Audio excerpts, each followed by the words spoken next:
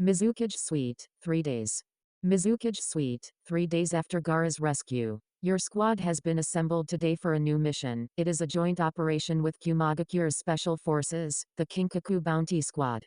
It can be translated as the elite of their own Hunter Nin division. They don't like to play by the rules, even compared to normal Hunter Nin procedures. This is to strengthen our relations with our northern neighbor and also to show our strength has not waned over the past few years. I have picked the best of the best for this mission. I know you will not fail. The Mizukage stood before 5 kneeling Hunter Nin, elite trackers of her village's Anbu division. The leader, a ninja with a large two-ended broadsword, stood in the middle of the line, easily the tallest and with the most brawn. He also happened to be Mei's fiancé. Naruto knelt in front of his Mizukage, chest out with pride as he heard her compliments to his unit. He had been given the order this morning to gather the best 4 hunters in the corps for a special mission, and he had to say he was interested in meeting these Kinkaku hunters. They were rumored to be the ones to defeat the Nidaime Hokage during the First Shinobi War, quite a feat that they apparently brag about today. Since those times, the squad has been integrated into standard procedures amongst the Kumo Ninja Court, namely the Anbu hunters. The mission details will be given upon your rendezvous with the Kumo squad, and they will be located in Wave Country. Your mission starts now. Mei made a cutting motion with her arm, and the squad disappeared in a blur. The Mizukage sighed. She wished that Naruto didn't have to work today. She could really use one of his special massages he only gave her. She shrugged her shoulders and stood in front of the window, overlooking the village. She hoped that his mission would go off without a hitch. Mei sensed a presence coming towards her office and turned around to find a messenger Nin. His face was gaunt and his breath ragged. He took out a message from his bag and handed to the Mizukage. She looked it up and down and found that it was a message from Fire Country. Her heart seized up for a moment, remembering Naruto's debriefing. She had been reluctantly expecting this.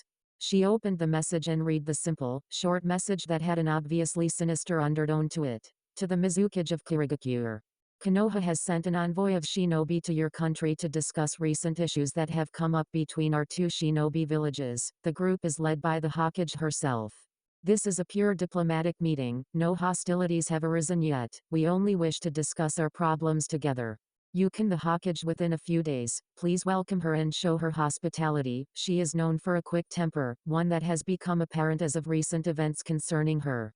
Konoha Council. Mei set the message down and felt a cold shiver run down her spine. So this was Naruto's Bachin? She was already a bit afraid to see her, let alone try and think of way to avoid confrontation, especially with Naruto out of the village, but she had no choice. This is bad. Hurry home, Narukoi. Can anyone see the foreshadowing of a cat fight? I know I do. Hee hee. Fire Nation, Coast. All right, I've booked us passage to Kiri. I hope they got the message to be expecting us. Kakashi alerted the other members of the diplomatic team. They were in a port city along what little coast Fire Country owned. That's good. I hope the Mizukage is ready. Same goes for Naruto. Sakura said. She felt chills go down her spine every time she glanced at her sensei. She had not said one word since they left Konoha. The few others amongst the group were quiet. Jiraiya stood off to the side of the port ticket building, and Rock Lee stood at attention near Sakura. Immediately after receiving the news of Naruto's affiliation with Kiri and the possible alliance between Suna and Kiri, she had called for immediate action to the problem. One of which Danzo readily agreed to. He had suggested that she and a few hand-picked shinobi go to Kiri and attempt to negotiate, solve the problem without fighting. That whore, she lied to me. Lied to me, the Hokage, Tsunade mumbled to herself, still not believing that she had been deceived not only by the Mizukage but her little Naruto was engaged to the slut. The boat is here, come on Hokage-sama, Rock Lee mentioned upon seeing a boat pull up to the dock next to them. The squad filed aboard and felt the cumbersome shipping boat move itself out of the harbor. Its destination was Kiri. Wave Country, 2 days since mission start. Naruto and his squad stalked through the dense mist and foliage of Wave Country, searching for the rendezvous with the Kinkaku squad. For the most part, the Kiri hunters had run across the ocean with a few pit stops along the way, small uninhabited islands set aside as resting stations for Kiri shinobi. Hunter 1, I have a visual on something. Naruto turned to Hunter 2, a man with tousled brown hair and red designs on his mask. Naruto held up his fist for the squad to stop and crept over to the ninja, and he pointed to something that was gleaming with reflected light in the distance. It was a bit bright, but only a trained shinobi would have noticed it, and a trained shinobi would have known how to hide that kind of obvious signal. So whoever it is purposely showing off the light, either a trap, or the kinkaku alerting their presence. Hunter 2, hold your position. 3 and 4 will follow me in beta formation, search tactics, they could be our Kumo allies. The squad nodded and fanned out into the mist, and Naruto began to move straight towards the gold shimmer in the distance. Even though he could not see his fellow hunters, he knew they were watching him, they were to be his lifeline to keep him from falling into a trap. Upon reaching the front of the tree, Naruto was not surprised when 3 blurs appeared in front of him, each with an interesting Kumo uniform and a peculiar golden demon mask with horns. Naruto's squad, minus Hunter 2, appeared at his sides, Kune at the ready. Naruto held up an arm and waved away their weapons. These men were not their enemies. The apparent leader, a light-skinned man with blonde hair, took a step forward and bowed slightly in respect to Naruto, who returned the favor. Carry hunters, it is nice that you have joined us. We were beginning to think that our signal wasn't conspicuous enough. His men got a snicker from that, and Naruto could feel his team's and his own temper flare. Not at all, we figured that we would have you wait a while for us, no need to rush things. Naruto eyed the Kumo hunters angrily, safely hiding his emotions behind his mask.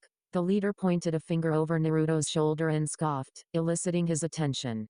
You can tell your other hunter he can come out now, we aren't hostiles. We have an attack to plan, and we can't do it without everyone here.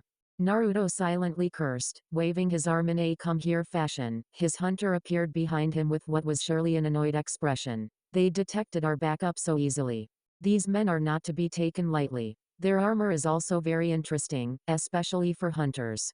The men indeed had interesting armor. Besides their black underclothes, their armor was a strange metal that was a pure gold.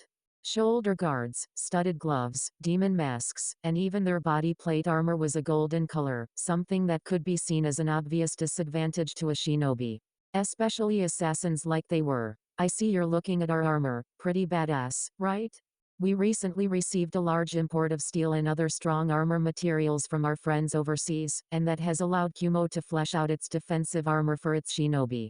The Kinkaku squad received these recently from Kumo forgers in the capital. Naruto nodded. He was very impressed with their armor, but he still preferred his own over it. All right, Kumo-san.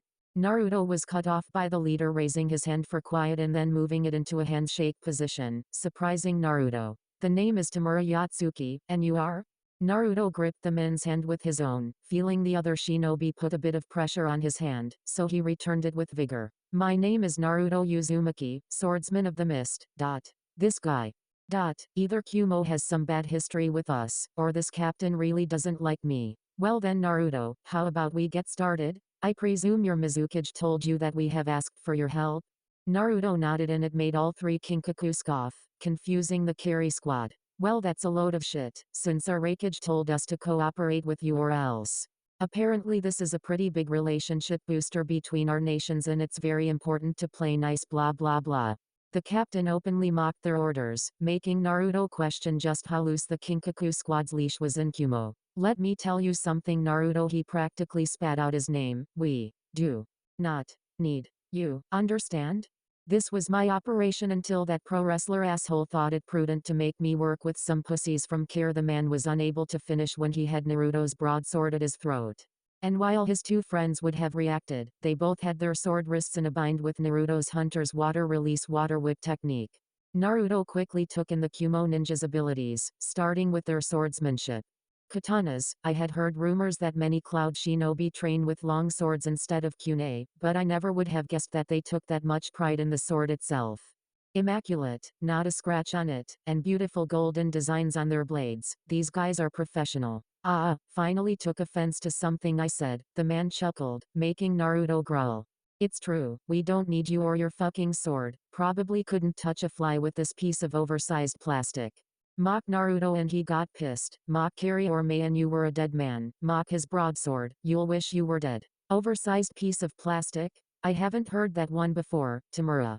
How about we test your theory? I think I see a fly right over your carotid artery. The man gulped, but kept his cool as Naruto moved his sword above the neck artery. He was an elite after all. Tamura finally sighed, holding his hands up in defeat and ending the confrontation. Naruto slowly backed away, and his shinobi released the water ropes from the other two Golden Horn members. They held their wrists and rubbed them in quiet anguish. The water was tight and restricting around their skin. Whatever, we'll tell you the plan, but we will do all the work, understand? Naruto just nodded. He figured that if nothing else, he would get to see these big talkers in action. That would be plenty of payment for him getting put on this useless mission. Kirigakure, front gate. Mei stood uneasily at the main gate with a large contingent of Kiri shinobi, flanked by Chijiro and Ao. While Mei looked to be in control on the outside, inside she was sweating at the impending arrival of Konoha. Not only did they know she lied to them about Naruto, but Tsunade herself was known to be protective about Naruto back when he was in Konoha. Mei could only guess at her reaction to their engagement. Ma'am, they are only a half-mile out, Ao whispered in her ear, his Byakugan activated and watching the Konoha shinobi. How many? She asked with a level tone, not bothering to whisper.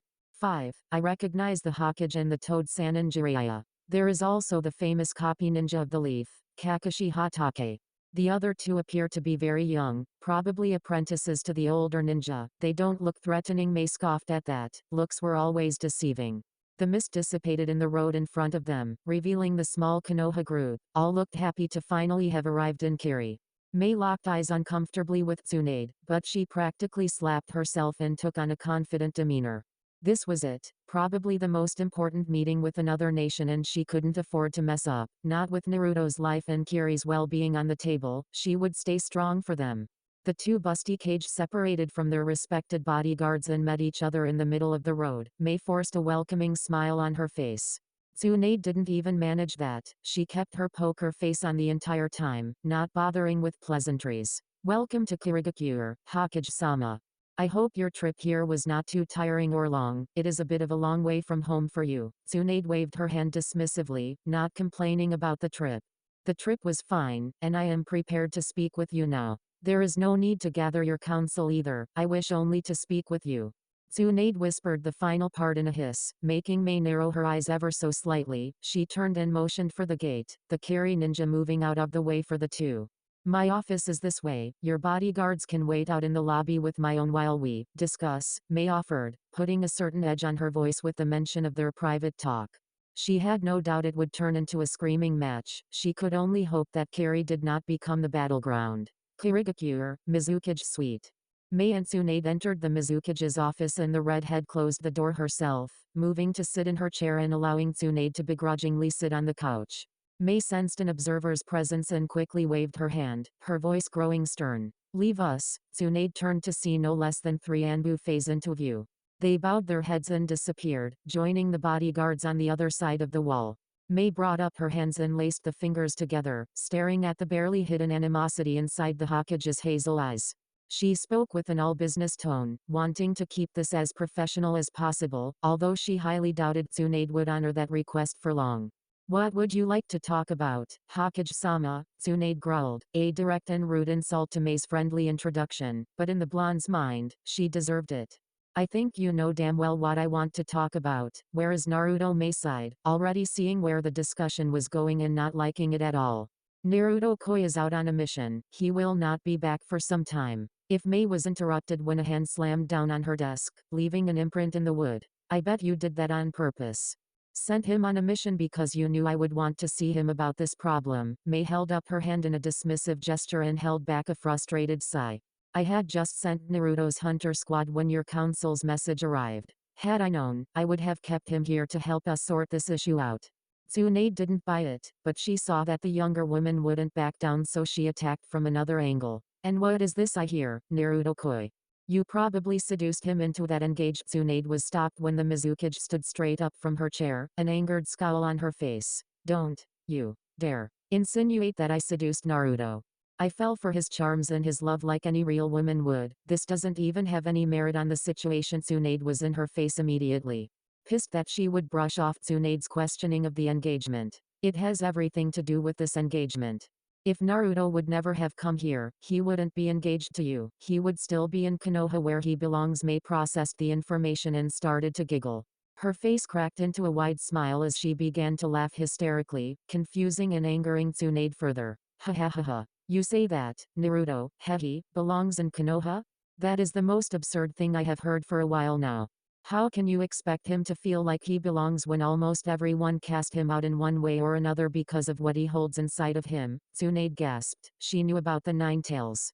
Naruto, you wouldn't tell her, right? She must have seduced that out of you too. This whore, she has gone too far.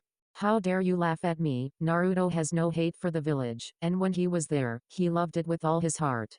It makes no sense for him to just up and leave without any notice. He could have at least come to me before Mei stepped back, and after that, tired of hearing the excuses, Tsunade spouted off. He could not come to you, no matter what place you hold in his heart. It was his mother's bloodline, and only she would have been a person that he could talk to about it, and since she is gone, Naruto had to find a new Uzumaki. He also had great dreams that he wished to accomplish. He wanted to bring the Uzumaki back to the elemental nations, and he could not do that while he was inside your country. He came to Kiri, and he found me. Since the beginning I have been with him and helped him master his skills until he turned into what he is today. A great shinobi, a greater man, and the greatest fiancé I could ask for. Mei finished with a longing smile and a far-off look in her eyes, thinking about Naruto and her being together. Tsunade was taken aback. Having Mei explain it from her own angle was comforting, but it wasn't enough to deter the blonde. Moving away from all our personal issues, you lead to me. Me, the Hokage of Konohagakure. This is an insult that is not taken lightly, especially because of Naruto and his special status. Mei's mind immediately clicked onto the Hokage's wavelengths, and her smile turned to a disgusted skull. You are here because your council wants their secret weapon back, aren't you? I should have known it would come to this. Backring room politics always were the bane of a Kage's power. Tsunade lowered her head in shame. In truth, she had been pestered about going to war to get Naruto back because he held such a powerful entity inside of him. She had hoped to just use the thinly veiled threat as a power play during negotiations. She hadn't counted on Mei picking up on the tactic so quickly. It is true that Konoha's council sees that Naruto should be returned to Konoha because of his power and influence, but I don't want him back because of that. Mei silently gasped when she saw Tsunade begin to cry, salty tears falling down her cheeks. I want Naruto back because I love him like I would a son. He grew on me after I returned to Konoha, and when he left, I was heartbroken. The village isn't the same without him, and everyone wants him back. Mei openly scoffed at that, confusing the Hokage. That's not what my informants tell me. They say that almost 100% of your village celebrated his death and continue to do so up to this day. Naruto has told me many times he does not wish to return, and as long as he wishes to stay here, he will be a Kiri shinobi. Besides, I love Mei was stopped by a harsh slap from Tsunade, who was practically fuming over the Mizukage's audacity. How dare you? I won't believe you until I hear it from his own mouth that he does not wish to come back home. And your so-called love thing has no merit over the Seto. Tsunade was stopped from her mocking by an equally hard slap from Mei, both women now sporting red marks on their cheeks. Never doubt my love for Narukoi, because I will make sure you regret it. I will not tolerate this kind of insolence, no matter what rank you are, Hokage-sama. Now then. Mei's voice returned to a level, unreadable tone. She pointed to the door. I have arranged an apartment for you and your contingent to stay at until Naruto-kai returns, or you may leave Kiri. In any case, I do not expect you to move too freely. We aren't allies, and after this display I can't fully trust you not to do something rash. Now please leave. Tsunade scoffed and turned around, walking towards the door. She only stopped to look over her shoulder and whisper threatening words to her fellow Kage. This is not over. Kirigakure, Mizukage Suite Lobby. Chijiro-san, I was wondering if you could tell me about Naruto's training? We were unable to see him in action and I was curious as to. Jiraiya was cut off by the young swordsman, who was scratching his head in embarrassment. Well, you see, that kind of information is, Ao just sighed loudly, slapping the younger boy in the back of the head, startling him. Chijiro, all you have to do is say, that information is classified. End of story. Geez. Back in my day, if the boy rambled like you, Ao trailed off when he saw the double doors swing open and an angry Hokage came out of the office, a dull red imprint on her cheek.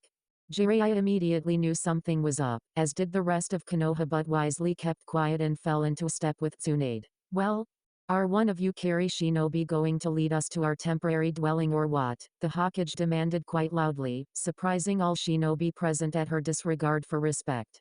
The Kiri shinobi looked at one another before Mei walked out, a similar red imprint on her cheek. She pointed out to Anbu and they ushered forward, ready to receive orders. Go. Lead them to the dwellings marked in the briefing, the newly rebuilt side of the village. The two Anbu looked at each other and shrugged, moving in front of the Konoha squad and leading them out of sight down the stairs. Ayo turned to the Mizukage, curious as to her unsettling behavior. Is everything alright, Mizukage-sama? Mei barely spared him a glance with her dangerously narrowed eyes, settling for a small sigh to vent some of her anger. No, it isn't. Ayo, I want you to select and lead a team of our best trackers and keep an eye on the Konoha visitors. I don't trust them to sit idle while Naruto-koi is away. Ayo was surprised by the order but nodded, glad that he would have something to do for the next week or so. Yes, Mizukage-sama, it will be done. Ayo disappeared, leaving Mei to walk home with a raging headache from today's events. I really need a hot bath. Naruto-koi, I hope you are enjoying your little vacation, because my soon-to-be-in-law is being a real pain. I still can't believe that bitch slapped me. I almost spit lava into her face. Almost. Wave Country, Unknown Village's warehouse. That's the target. Carry team, you know the drill. Naruto listened into his communicator and sighed. He knew the drill all right. The Carry team was to sit back with popcorn while the Kinkaku took down the petty crime lords and their gangs that were meeting tonight in the warehouse. Woofy. Naruto was just bursting with excitement over the prospect of doing nothing, but he had no real choice. The Mizukage called it a joint operation but Kinkaku wanted nothing to do with them, so they settled for an uneasy peace agreement. You don't fuck with us, we don't fuck with you. Naruto moved into a better position to observe the warehouse, namely a shattered window near the roof. The mist was extra thick tonight, meaning he could hide relatively easily without the help of jutsu. Not that it mattered against these crime bosses, they weren't shinobi after all. Kinkaku Bounty Squad, commenced the operation. Naruto watched as the lights inside the warehouse shorted out, surely thanks to a lightning technique. Tamura and his two squad mates entered the warehouse quick and quiet, easily below the sounds of the panicked orders and worried murmurs. Tamura decided to use his own technique to fight while his men used their katana with lightning chakra. This seems like a drug bust, not something Hunter Nin should be doing. Naruto thought quietly, curious as to the Kumo ninja methods. Lightning release bolt or shot. Tamura whispered, his hands slowly starting to glow with a dull white lightning coloring, little lightning bolts sizzling between his fingers. Remember, keep at least one alive. Tamura alerted his subordinates. They had already charged up their katana and were charging straight for the criminals, lighting up the warehouse with their lightning-infused weapons. They began to cut through enemies, not only killing them with the blade but also with enough electricity to fry their insides into a shutdown. Once the enemy realized it was suicide to attack the golden shinobi up close, they began to throw kunai and shuriken, slowing their advance.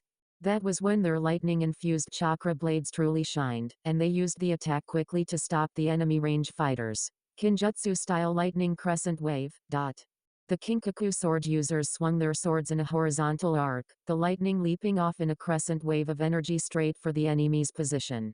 Naruto's eyes widened when he saw the lightning wave decimate the enemy ranks caught in the blast, either slicing them or burning them with electricity. I knew of that type of technique, but I've never seen it used in real combat before.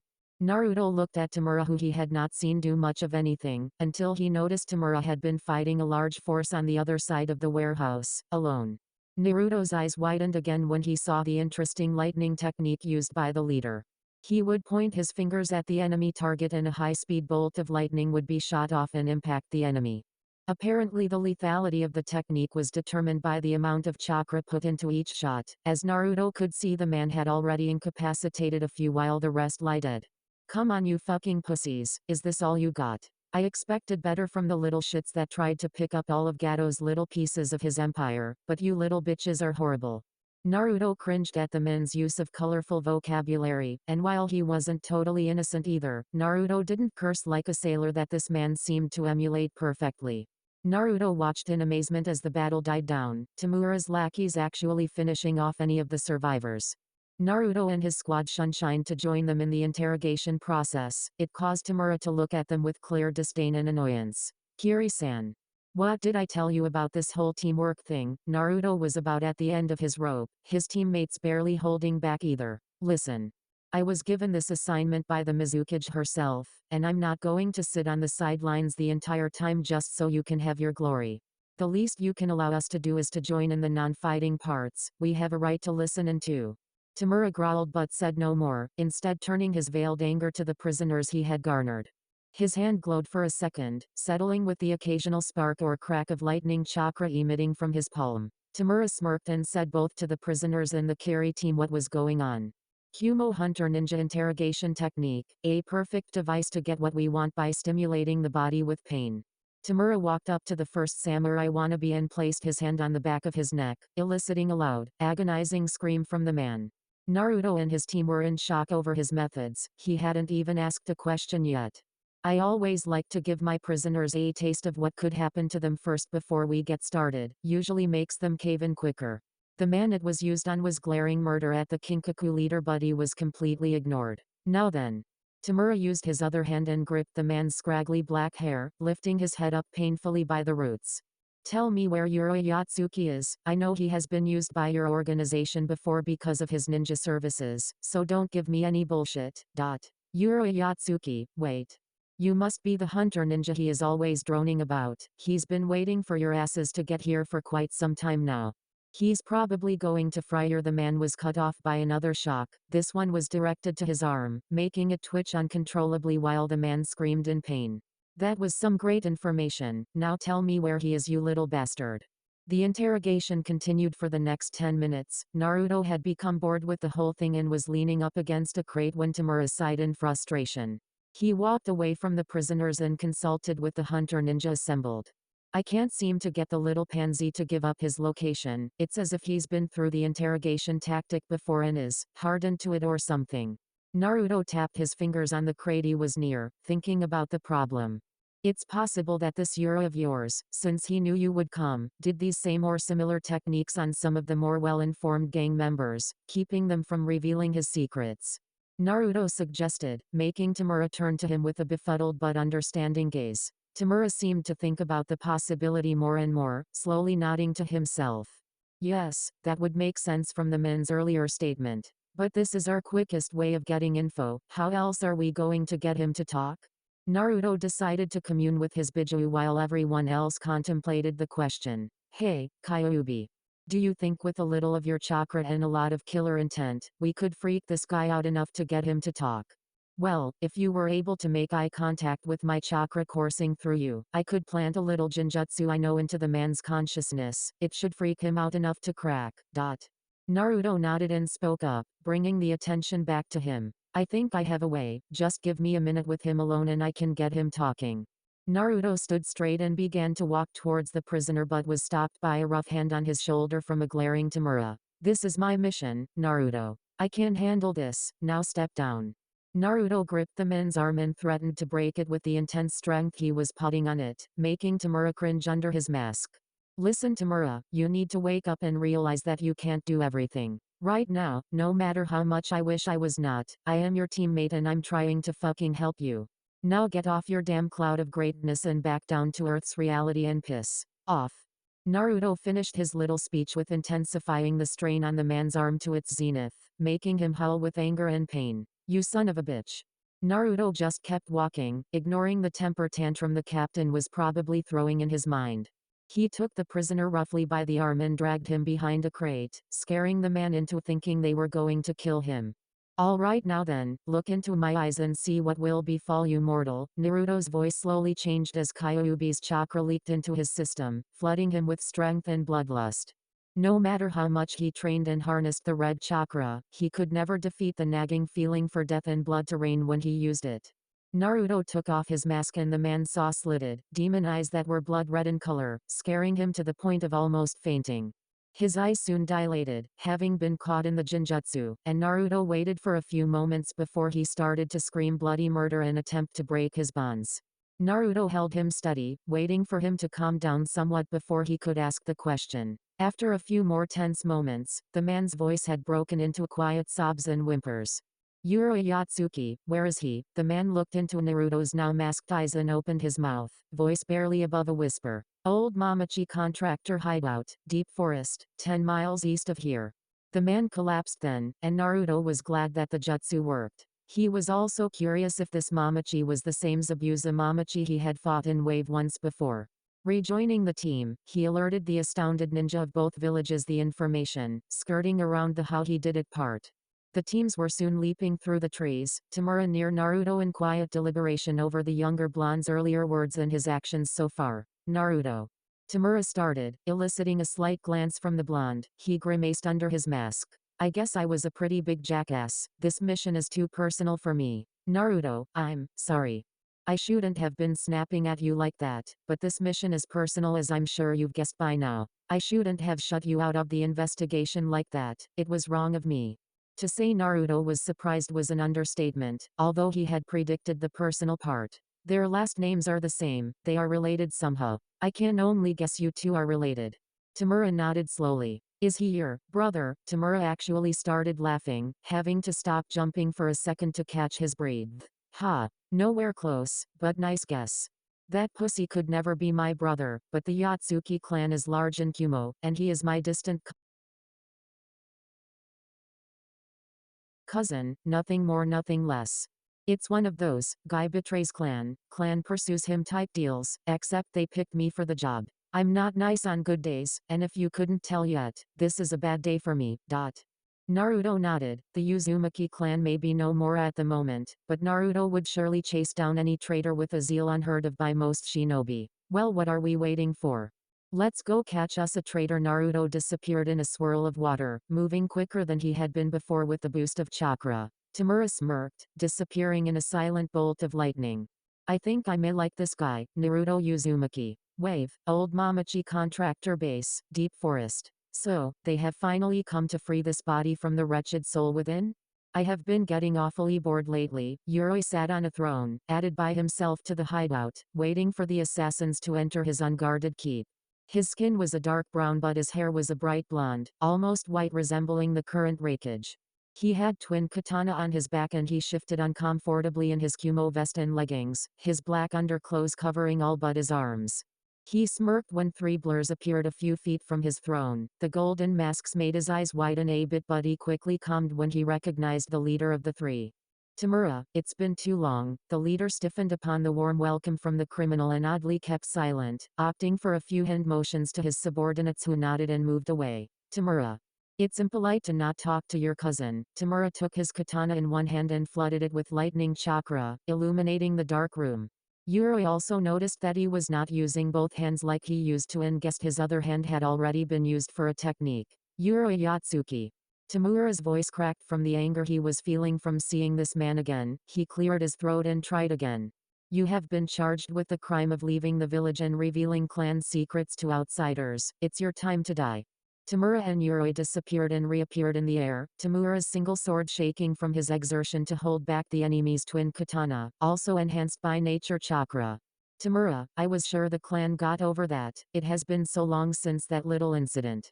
Tamura pointed his free hand's finger at Yuroi's head, shooting off a bolt of lightning that sizzled past the exile when he twisted his neck away.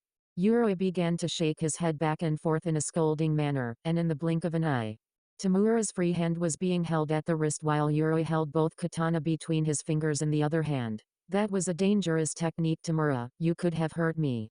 Tamura was pissed. Yuroi had become more than the damn weakling he used to be after he stole one of the clan's technique scrolls. You piece of shit. Ah. Tamura screamed in agony when Yuroi twisted his wrist, rendering it unusable by the Kinkaku captain. Quickly freeing himself from the traitor's grasp, Tamura started to think up a plan while he nursed his broken wrist. A good ninja never lets his guard down. You should know this, Tamura. The Kinkaku's eyes widened when he heard the voice from behind him and he could feel the whoosh of air as the katana glided towards his neck. Captain. His squad mates arrived in the nick of time, their own katana covered in lightning and shaking with the attempt to hold the enemy off. Tamura went through a few hand seals, opening his mouth with sparks gathering. Lightning release false darkness. A large, concentrated stream of lightning chakra sailed into Yuroi, making the Kinkaku squad smirk when he was flung back through the wall into an adjacent room. Thanks for the save, boys. Now let's. Tamura was unable to finish when Yuroi came bursting through the wall encased in their clan's special lightning armor technique. His fists impacted Tamura's men while Yuroi headbutted the surprised squad leader and sent all three down to the ground. He wasn't playing around anymore. Now that did hurt, Tamura. I guess we aren't playing nice anymore. His men knocked out by the bone-shattering punch enhanced by the nature chakra, Tamura could only watch as the katana descended towards their throats. I can't let you do that, Yuroi-san. A voice said, and Yuroi's eyes widened when a large twin-bladed broadsword blocked his attack from killing the Kinkaku hunters. Normally this wouldn't be a problem. Lightning chakra was known to enhance blades to be able to cut through solid steel in a flash, but this weapon would not budge. Yuroi gave a quick examination of the opposing blade and noticed numerous seals written on it. A few had lit up from the contact with his chakra and he noticed his katana losing their glow. Shit, containment seals. He's sapping my elemental chakra. Yuroi pushed away from the enemy only to find himself wrapped by 3 additional hunter nin water whips, holding his wrists and neck. The strength forced Yuroi onto his knees while Naruto helped Tamura get up and finish the job, but he was sadly mistaken when he heard screams coming from his fellow carry ninja. Yuroi's lightning armor had been reactivated and it was currently electrocuting Naruto's squad, forcing him into action. Shining to the enemy, Naruto swung his broadsword in a wide arc, creating sparks when it was met once again by chakra-infused blades. Yuroi scowled as his chakra was absorbed again from his blades and attempted to move one blade to hit Naruto's central mass when Naruto altered his grip and pushed the X-Cloud away from him. Shadow Clone Technique. Naruto's shadow clone as quickly moved and picked up all the unconscious ninja in the battlefield, escaping through the large hole in the wall. So, we are alone now. I wonder what you will do now, Hunter-san, Yuroi said, flexing his arms and basking in the feel of lightning chakra dancing across his skin. You may not enjoy it so much. Naruto formed a single hand sign and shot a large blob of mud towards Yuroi, who deftly dodged it, laughing as he did so. Mud will not do much against me, Hunter. You'll have to. Yuroi trailed off when he heard hardening of rock and turned to see the hole in the wall plugged by newly formed rock. So that's what you were. Yuroi sensed danger and saw Naruto exhaling some sort of mist from his mouth, and he quickly remembered Kiri's hidden mist technique. Hiding in a mist won't help you much here. I could easily find you. Yuroi watched as his skin began to peel off and his lightning chakra shield calmed and dissipated away from his body. Naruto willed the acidity to increase. Seeing Yuroi's painful expressions showed it to be working, and his skin falling off was a good indicator too. What the hell did you do? Naruto snickered, glad to have the upper hand in this battle. The Uzumaki bloodline was known to few, it seemed. Killing you, what's it look like? Naruto lifted his mask slightly to reveal his mouth and he shot 2 lava globs, both aimed at and hit his swords, melting the instruments of destruction. Yuroi growled. He wasn't having as much fun anymore. In fact, he wasn't having fun at all. His skin was bleeding now, muscle had been revealed in some places and it burned like his entire body just got hit with antibacteria spray. Then again, while I could just what you melt away, I think Tamura would like the honor. So, unable to stop him, Yuroi watched as Naruto disappeared and felt a jab to his neck, and everything went black. Wave hideout. 10 minutes later. Tamura, he is all yours. Naruto dropped a tied-up Yuroi at his feet, still wounded from his battle with Naruto. Tamura looked down shocked at the Carry Ninja's ability. He did what the Kinkaku squad could not, what he could not. Naruto. How did you? Naruto just shook his head, and Tamura understood. Most ninja didn't like to reveal their techniques if they didn't have to. Tamura, spare me. The golden masked leader scowled at the now begging traitor of Kumo, and he kicked him in the ribs to shut him up. You die now. Tamura gathered a specific amount of chakra into his 2 pointer fingers, asking Naruto to hold the criminal so he was kneeling. Tamura jabbed the 2 fingers into 2 different spots, the back of Yuroi's neck at his spinal cord and one right to his heart. The lightning chakra worked its magic, shutting down the nervous system and the heart organ with overloads of concentrated electricity. Naruto was slightly intrigued by the method, but knew better than to ask. Naruto turned into a punch sent by Tamura, just barely dodging it, his hand already on his broadsword. That was for beating him without me. Thank you though, if it wasn't you for you, we wouldn't have just lost, we would be dead. We will not forget this, Naruto. If you ever need help, you can count on Kinkaku bounty hunters to come to your aid. We'll spread the word. Keep in touch, alright? We'll dispose of the body right here. Naruto nodded and walked off, mentally noting the location of the base and the reminder of help from the bounty hunters. His squad fell into place behind him. So I made new friends. Mayheim will be so proud. Kirigakure, 3 days later. We are home, now go take a break.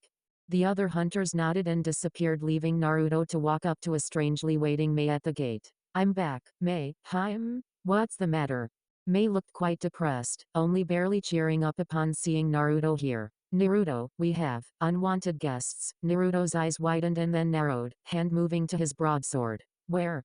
They didn't hurt you, did they? Naruto asked quickly. Mei just shook her head and hugged her fiancé, who hesitantly hugged her back.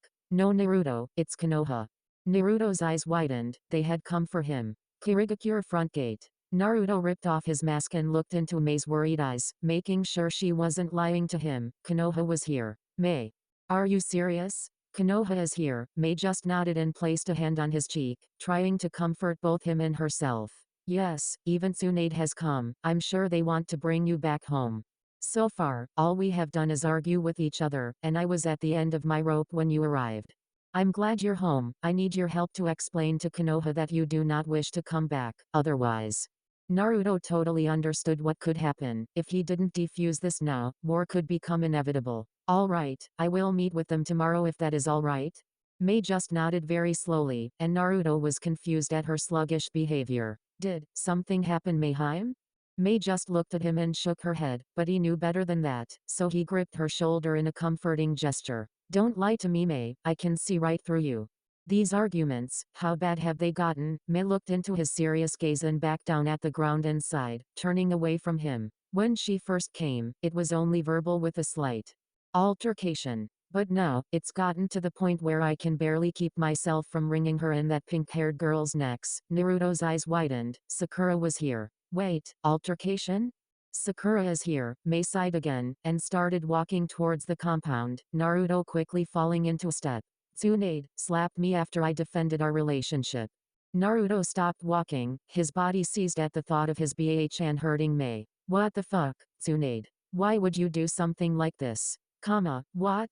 Naruto whispered in an edgy voice, his temper raised to its zenith at the thought of Tsunade slapping his Hime over and over again in his head. Mei turned around and hugged him in the street, not surprised at all by the possessive strength his arms brought with them when they wrapped around her waist. If it makes you feel any better, I slapped her back. Mei tried to joke, and thought she succeeded when Naruto's mouth switched from a scowl to a snickering smirk, but it only lasted a second. That does help a little, but it doesn't change the fact that she did what she did. She disrespected you, this village, and she has disrespected me too. Mei just shook her head at his reasoning but said nothing. It was impossible to reason with an Uzumaki when they were angry. The clan was known for being stubborn.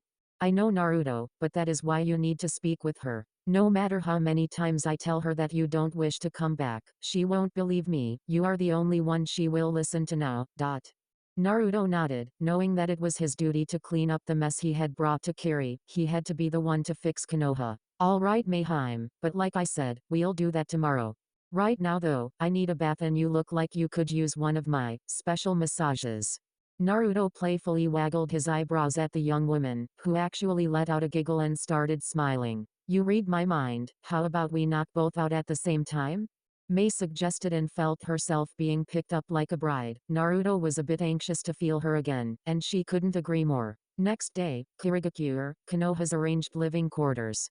Tsunade, we have just received word that the Mizukage wishes to speak with you in her office, Kakashi alerted, frowning inwardly at Tsunade's angry grunt of acknowledgement. Yeah, let's go see what the woman has to say. Kakashi spoke up again, stopping the Hokage's upcoming rant. She also mentioned Naruto was there as well. Even the Kiri guards outside couldn't have caught up with Tsunade if they tried. She had barreled out of the apartment heading straight for the Mizukage's office. Kakashi looked at the other Konoha ninja and saw them preparing to join Tsunade at the meeting. He walked out into the hall since he was already dressed and ready. He noticed the Anbu outside the door still looking in amazement towards the direction Tsunade left the complex, silently laughing at them. What the hell was that? One of them mumbled, and Kakashi thought to answer with an embarrassed smile, trying to think of something nice to say but couldn't find the words. That was one excited grandma. Kirigakure, Mizukage suite. Naruto and Mei turned to see the door practically caved in from a sudden weight placed on it, bursting open to find a disheveled and crying Tsunade. Naruto was unable to stop her when she grabbed onto his bulky frame, feeling slightly uncomfortable from the feeling. He put his own arms around Tsunade and gave a light hug back, patting her shoulder a bit. He didn't feel like being nice to her right now, but it had been 3 years, the least he could do was offer a hug. Mei stood off to the side, watching the awkward interaction with conflicted emotions running through her. Of course she was happy that Naruto and Tsunade reunited, but she was also afraid and a bit angry at the outcome of this talk. She didn't like how Tsunade had acted to her so far and she was scared that Naruto might be forced back to Konoha, and she would not allow that. "Hi Tsunade," Naruto said with a little tenderness in his voice, but it brought the older woman down not to hear the endearing nickname he had used 3 years ago. "Naruto, you little brat. Why did you leave?" Tsunade leveled a punch right towards Naruto, but found herself staring in shock from Naruto's hand effortlessly holding her own. Naruto did not look amused. He was not about to be punched for some stupid reason and not fight back. "Don't do that," Naruto ground out, slightly scaring the blonde in front of him. Mei remembered he was still angry over what Tsunade had done to her and she moved to calm him, but was stopped by a hand from Naruto. "I can keep myself in check, Mei-hime." Mei just nodded and backed away from the two. Mei-hime Tsunade looked between the two and wondered why he called her that with such endearment. Surely the engagement was nothing but a farce, a fake thing that the Mizukage had conjured up, right? Naruto just silently shook his head and walked over to Mei, moving an arm around her waist and slightly tugging her against him. Mei smiled and set a hand on his chest while she leaned into him, comforted by the warm embrace and by the fact that Tsunade looked like a fish out of water. "Mei is my fiancée, and she is also my princess. I love her more than anything else in this world, since she is my world to begin with. I hear that you don't believe what Mei has said to be true, but I'm telling you that it is." Tsunade just kept staring at the two in shock, not wanting to believe it. If what they say is true, then there is a chance that Naruto really doesn't want to come back. "But, surely you liked Konoha better, right Naruto? I mean, you only came here to get training on your bloodline and then you were going to come back. I still have your necklace. I was going to give it back when you returned. You will return with us, right?" Tsunade was hoping and praying but received none of her wishes when Naruto slowly shook his head, and she became infuriated when Mei revealed a small smile. "What the hell are you smiling at? That you won? Surely Naruto isn't in his right mind with you around. All you will do is use him for your own gains. I can stop you right now." Tsunade went to attack Mei but was stopped when Naruto appeared in front of her and gripped both of the Hokage's wrists tightly, no matter how hard she struggled. "Let go. You are not in your right mind Naruto. She's tricked you, it has to be." Naruto's palm met Tsunade's cheek as he slapped her. If anyone was going mad, it was Tsunade. "Get a hold of yourself. First you even think about attacking the Mizukage who is my fiancé right in front of me, and now you tell me that it's her fault this happened. I made the choice to leave, I made the choice to come to Kiri, and I made the choice to stay. Now, leave me out of this and yell at me, because you sure as hell won't touch her again." Naruto seethed, angry that Tsunade was acting like a controlling mother. Naruto. Mei wanted him to calm down and try and see things Tsunade's way as well but was silenced by a loud growl from the busty kage. "You shut up.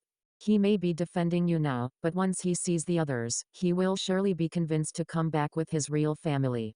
Tsunade smirked and whistled, the doors opening and all the Konoha ninja walked in. Everyone was happy to see Naruto again, even if he was angry at the moment. "Naruto.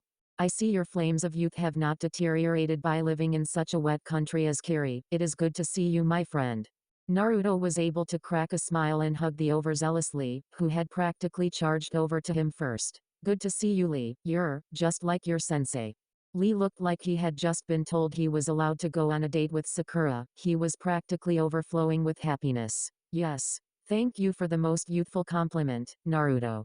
Naruto turned to see Kakashi looking at him with a small smile, having noticed Mei protectively gripping Naruto's hand. "Naruto, good to see you again."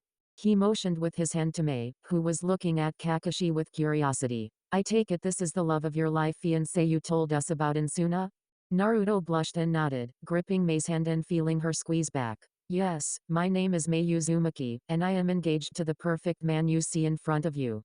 Mei finished her introduction with a kiss to Naruto's cheek, who blushed further in embarrassment.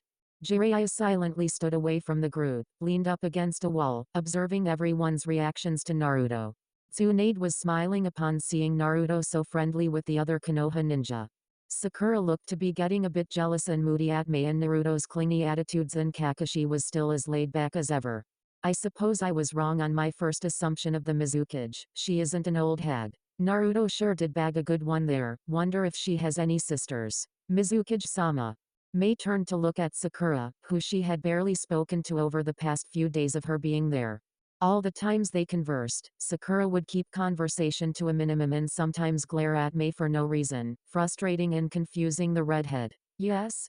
Naruto turned to look at Sakura now. She appeared to be gathering her strength. I want to know why you love Naruto. What do you have that other girls don't have? Why did you choose him and he chose you? Mei was surprised at her question but quickly came to the conclusion that she was interested. I haven't the faintest idea why she is though. Naruto told me of her behavior towards him before his leave. She looked around to see everyone was interested in her answer before taking a deep breath and smiling. She looked at Naruto who was looking down at her from his position beside her, and she moved her hand to rest on his cheek. I love. Mei searched for the right word. Everything about Naruto. All his quirks, interests, flaws, secrets. She glared at Tsunade for a second but quickly continued. Naruto has grown up to be quite the handsome young man and a powerful ninja, and I'm sure anyone could have seen that potential when he was younger. Why girls weren't throwing themselves at him is beyond me, but for that I am very thankful. Mei glared at Sakura this time, making the younger girl gulp. The best part is that Naruto reciprocates my love for him. He loves everything about me, even the things that I hate about myself, and he helps me be a better me. Love, it is a fickle feeling that is difficult to find, harder to keep, and priceless to own. That is why I love Naruto. I'm sure he can agree, right Naruto? She looked at him and smiled brightly when he smiled at her. That's right. I wouldn't ask for my life to turn out another way. I'm very happy with what has come. Sakura frowned after hearing him acknowledge the woman's speech, but quickly recovered with a small smile. I know I cannot have him, perhaps this is for the best. I understand. Thank you Mizukage-sama. Mei just nodded, not really paying attention to anything other than Naruto. Tsunade had progressively sunk deeper and deeper into anguish as the conversation went on. Sure she was happy Naruto found happiness, but why did he find it with Mei? Why couldn't he have waited a little longer for Sakura or even found some nice Konoha civilian girl? Besides, Mom encouraged me to go out and explore the world. She told me that she and my father would be proud, no matter where I lived or went. And with that adventure, I came here and found what I really wanted all along, a nice Uzumaki girl, just like Mom said. Mei blushed at that, feeling eyes on her again. Naruto. What about your family? What about Konoha? Tsunade whispered, making Naruto frown at the thought of his precious people.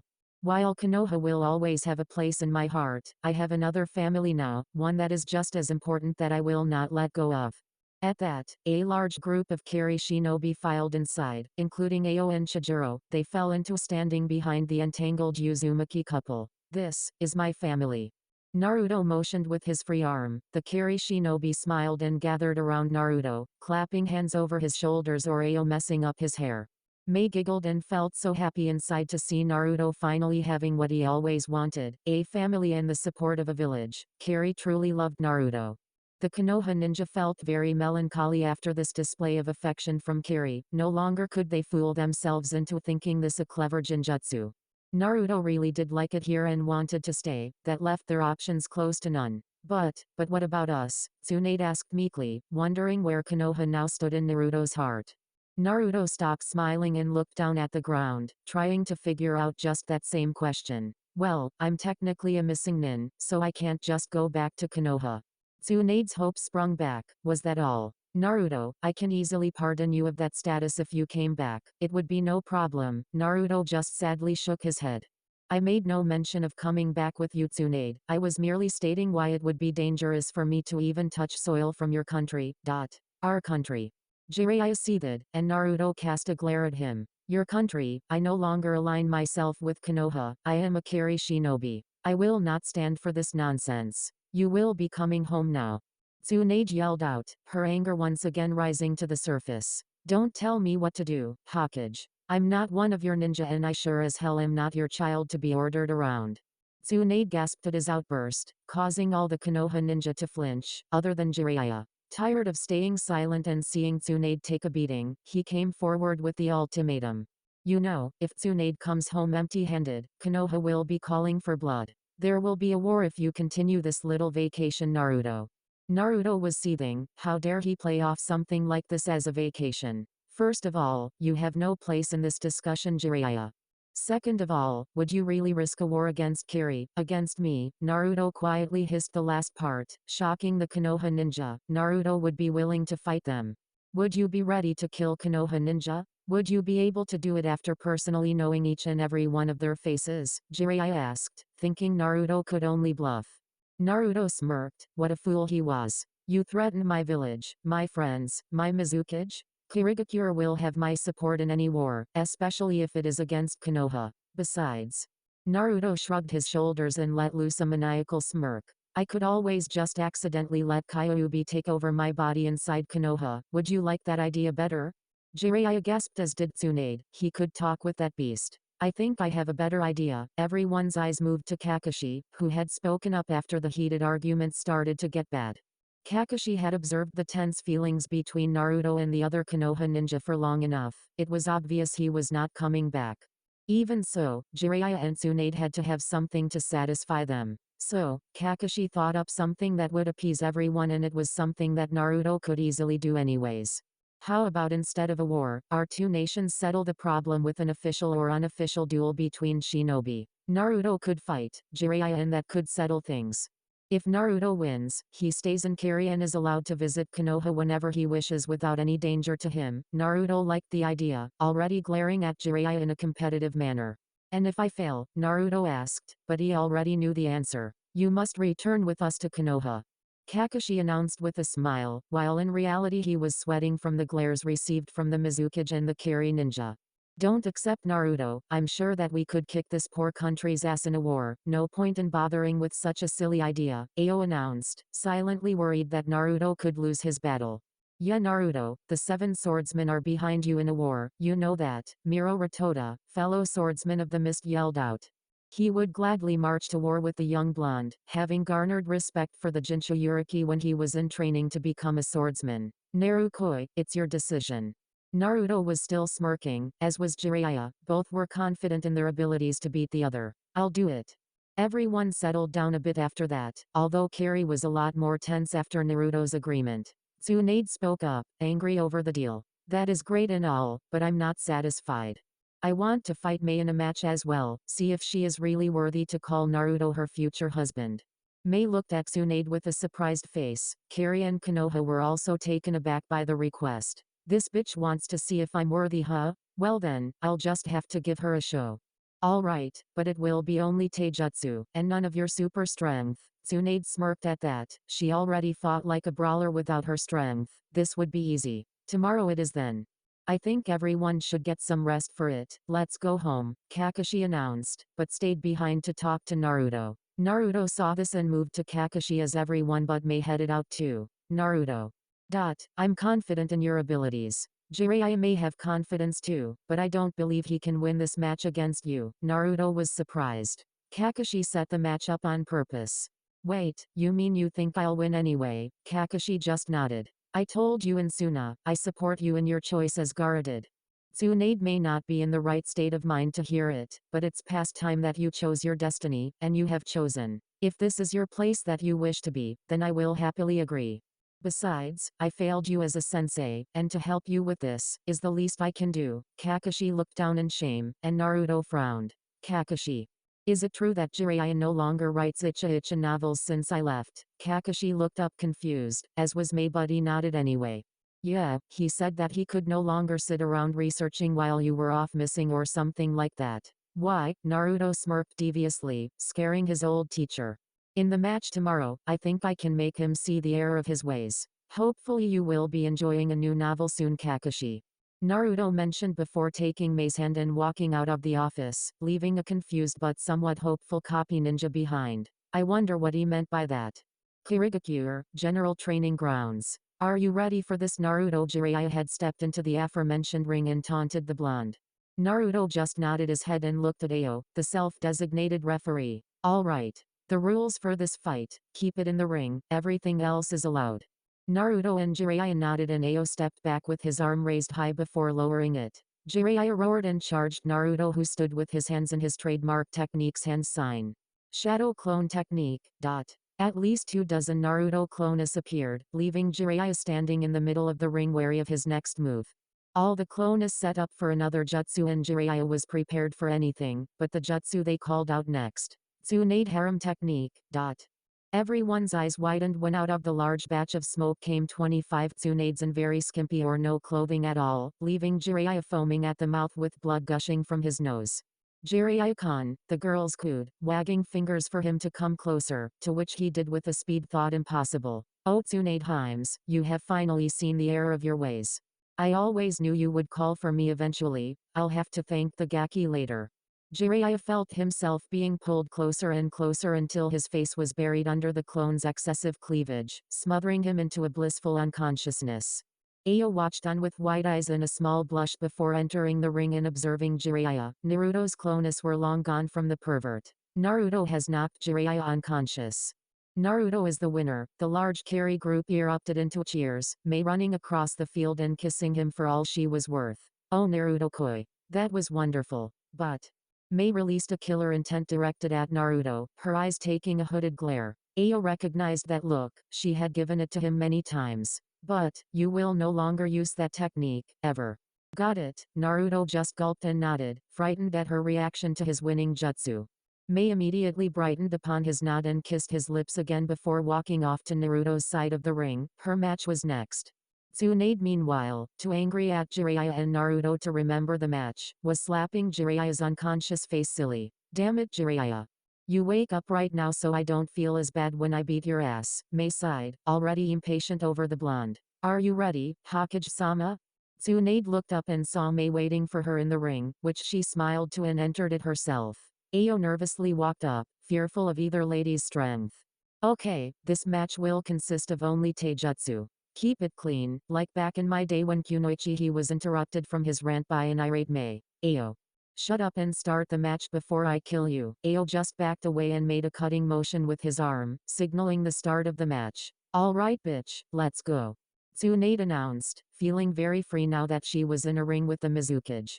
She was so excited that she wasn't able to catch Mei's sucker punch, she took it right in the jaw and stumbled backward. Tsunade wiped her lip of blood and smirked. What the hell was that? A bug bite, Mei growled and charged the blonde again, intent on ending the battle quickly. She generally detested taijutsu, she much preferred her ninjutsu over hand-to-hand combat any day. Tsunade was able to counter her punch and went for an uppercut, one that was narrowly avoided by Mei. With her leg guards, Mei felt she had an advantage over kicking and sent a roundhouse straight for the older woman only to have her leg caught and be thrown across the ring. Tsunade smirked and went for the downed Mei, bringing the woman into a chokehold and inadvertently zipping her blue dress down a bit, revealing more cleavage than anyone should see other than Naruto. Kakashi uncomfortably adjusted his pants along with several carry ninja, their thoughts intertwined. Whoa, this is hot. Naruto was pissed. He quickly went through a few hand signs that left only himself and Ayo invisibility of the arena with an earth wall in the way. He brought his hands up to his mouth and called out to the hurting redhead, bringing her out of her trance. Come on Mayheim, show her what Uzumaki women can do. Mei smirked at that, quickly thinking of a way to distract Tsunade. Seeing her disheveled gray jacket, Mei gripped it and revealed one of the blonde's nipples, making her gasp and loosen her hold while she tried to adjust her clothing. After the grip had been lost, Mei headbutted the back of her head into Tsunade's face, causing her to scream in agony when her nose broke. Turning around, she quickly kneed the Hokage's stomach, winding her and pushing her body up in the air momentarily. With this newfound elevation she caused, Mei brought a bone-crushing elbow into Tsunade's back, sending her sprawling to the ground. Mei dusted her hands off and readjusted her dress, slowly walking back to Naruto. Mei, look out. Mei's eyes widened when she felt a hand grip her leg and brought her down to the ground. Tsunade was on top of her from the get-go. Bitch. Mei cursed, feeling the weight of each impact and tear on her body, resolutely trying to fight back. Their clothing was the first casualty of the battle, their anger so high they barely noticed that Mei was now in her torn bodysuit and short skirt while Tsunade had lost her top long ago. How do you like this? Mei asked when she pinched a nipple and twisted quite harshly, smirking at the pain sound uttered from Tsunade. To retaliate, the blonde quickly punched Mei in the face, the first real damage anyone had done to the other. Mei felt her cheek and hissed in pain, not realizing it was serious. All right.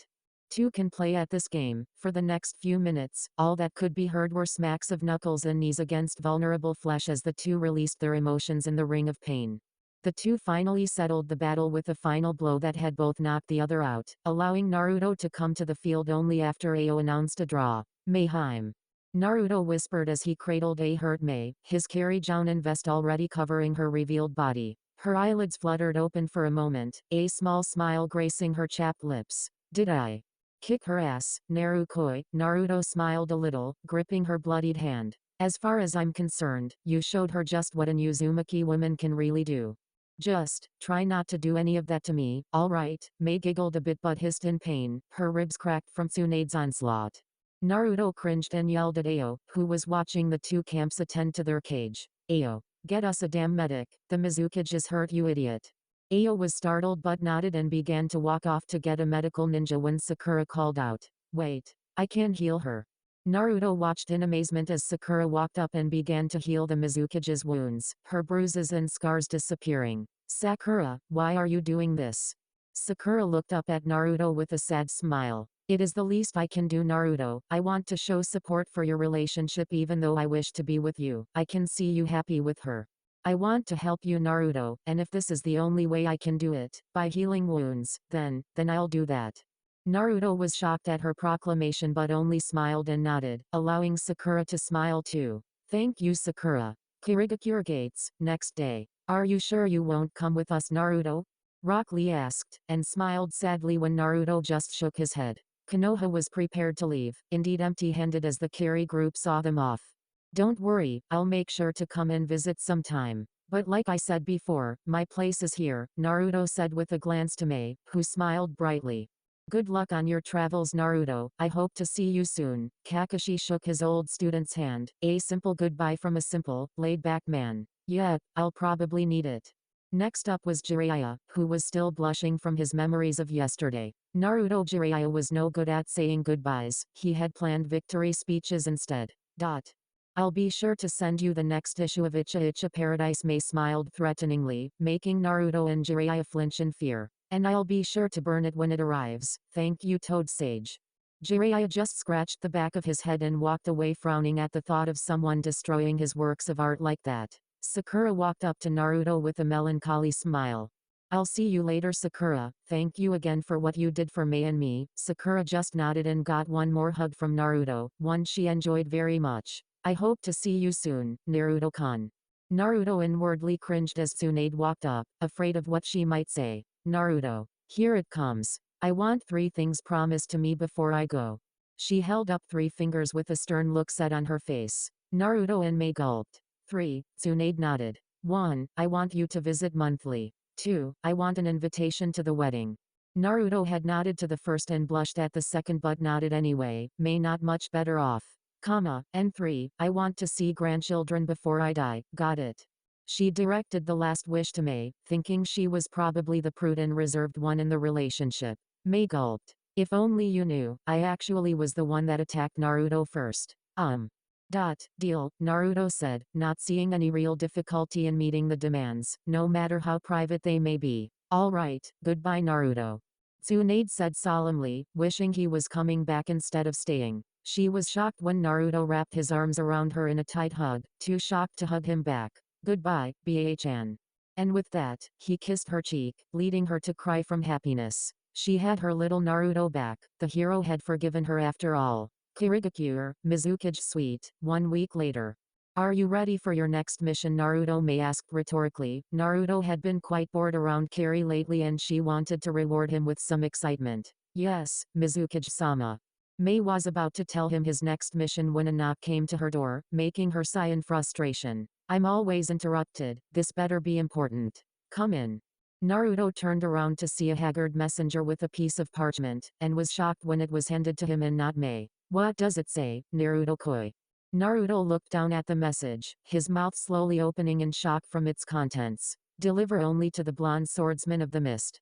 Naruto, this is Mikuru, commander of the Kinkaku bounty squad. Tamura told me of you and your exploits upon his return from Wave, and I must say that I'm impressed. While Kumo and Kari have had our differences, I would like to thank and assure you that you have my organization's support in the future. Now the real reason I have sent this message is a bit more serious. From our reports, the dreaded Akatsuki organization, who admittedly our country knows little to nothing about, has been seen moving around in Kumo. While we are not sure of what they are looking for, the Raikage has ordered my forces to keep an eye on them. And from what I have heard amongst rumors is that you have a problem with this organization. Whatever the reason, I wish for you to come to the port city of Nagara in Lightning Country immediately. I have received word that Akatsuki has frequented that area, and coincidentally, a Jinchuriki container of ours, Ujido-ni also does. We are afraid that either Akatsuki will try something or the volatile container will instead. We feel that with your apparent expertise, we may be able to handle the situation better. I have Tamura there to help accommodate you upon arrival. He also has a large contingent of Kinkaku hunters with him. We have no idea what we could be facing with the possible enemies. I ask for your speedy arrival, because if you do not act quickly, Tamura will have to intervene on his own. That could lead to any number of results, and I doubt the odds are good for my men. Please, hurry to Nagara and help us keep Akatsuki under control. Mikuru. Kinkaku Bounty Squad. Looks like that mission will have to wait Mayheim. I have another Jinchuriki to save.